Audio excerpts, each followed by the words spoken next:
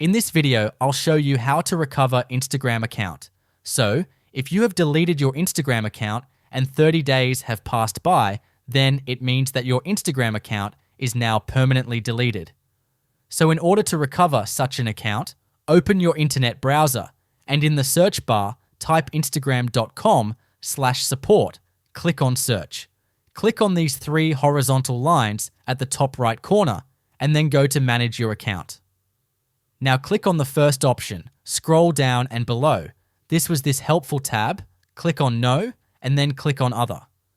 Now in this box, you need to briefly state the issue that you are facing. I would suggest that you just copy paste whatever I'm writing here. I'll also put this paragraph in the description below so you guys can just copy paste it from there. At the end, don't forget to mention your username and email address that was linked with your deleted Instagram account. Once you have stated down your issue, all you have to do is to click on the submit option. And once you click on submit, within the next 24 hours, your permanently deleted Instagram account will be recovered. Thank you very much for watching the video. Subscribe to our channel.